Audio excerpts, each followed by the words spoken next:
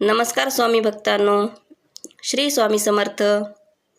वटपौर्णिमेचा सण आला की आपण सर्वजण सत्यवान सावित्रीची कथा ऐकतो. आपल्या सर्वांना माहीत आहे की सावित्रीने आपल्या बुद्धीच्या आणि पावित्र्याच्या बळावर यमराजाकडून आपल्या पतीचे म्हणजे सत्यवानाचे प्राण परत आणले. पण तुम्ही कधी विचार केला आहे का की जेव्हा जंगलात सत्यवान प्राणकंठाशी आले होते, तो बेशुद्ध पडला होता, तेव्हा सावित्रीने त्याला वडाच्या झाडाखाली का सोपवले? तिने इतर कोणते झाड का निवडले नाही? या एका छोट्याशा घटनेमागे आपल्या पूर्वजांनी अत्यंत थक्क करणारे विज्ञान आणि महान अध्यात्म दडून ठेवले आहे. आजच्या व्हिडिओमध्ये आपण याच रहस्यमयी कारणाचा उलगडा करणार आहोत. व्हिडिओ अत्यंत माहितीपूर्ण आहे, त्यामुळे शेवटपर्यंत नक्की पहा. चला तर मग सर्वात आधी आपण यामागचे वैज्ञानिक कारण जाणून घेऊया. विज्ञान सांगते की वडाचे झाड वटवृक्ष हे पृथ्वीवरील अशा मोजक्या झाडापैकी आहे जे 24 तासातून सर्वाधिक काळ अत्यंत मोठ्या प्रमाणात प्राणवायू म्हणजे शुद्ध ऑक्सिजन सोडते. याची पाने आकाराने मोठी आणि अतिशय दाट असतात. त्यामुळे हे वातावरणातील जास्तीत जास्त कार्बन डायऑक्साईड शोषते आणि हवा शुद्ध करते. पौराणिक कथेनुसार जेव्हा सत्यवान लाकडे तोडताना अचानक बेशुद्ध पडला, तेव्हा त्याला श्वसनाचा त्रास होत होता आणि त्याचे शरीर थंड पडू लागले होते. अशा वेळी कोणत्याही बेशुद्ध व्यक्तीला सर्वात जास्त गरज असते ती म्हणजे अशुद्ध हवेची आणि ऑक्सिजनची. सावित्रीने सत्यवानाला वडाच्या झाडात दाट सावलीत झोपवले. तिने निसर्गच प्रचंड प्रमाणात ऑक्सिजन उपलब्ध होता.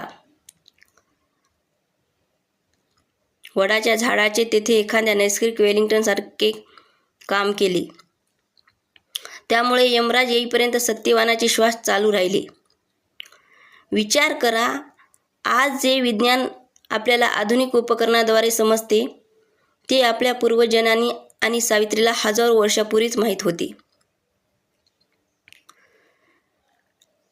आता वळूया आध्यात्मिक आणि धर्म कारणाकडे. हिंदू धर्मशास्त्रामध्ये वटवृक्षाला अतिशय पवित्र आणि पूजनीय मानले गेले आहे.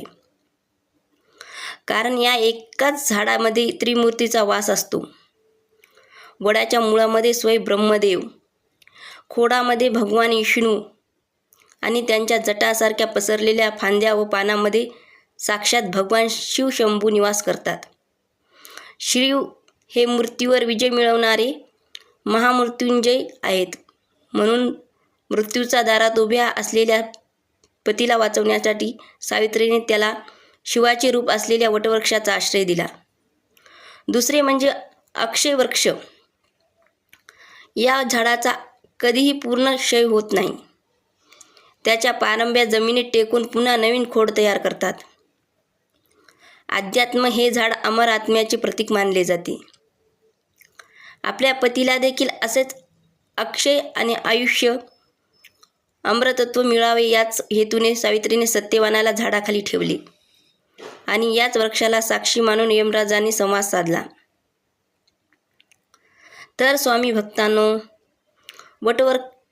वटपौर्णिमेला वटवृक्षाच्या झाडाची पूजा करणे म्हणजेच केवळ एक कथेचे कारण स्मरण करणे नव्हे, तर आपल्या जीवन देणाऱ्या नैसर्गिक त्या शुद्ध प्राणवायूची रणमान्य होय.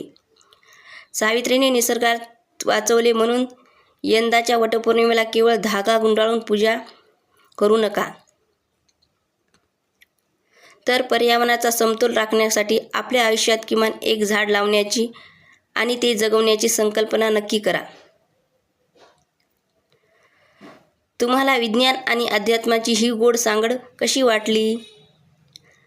मला कमेंट बॉक्समध्ये नक्की माहिती आवडली असल्यास व्हिडिओला लाईक करा, तुमच्या मित्रपरिवारासोबत शेअर करा आणि चॅनलला सबस्क्राईब करायला विसरू नका. तुम्हाला सर्वांना वटपौर्णिमेच्या हार्दिक शुभेच्छा. धन्यवाद.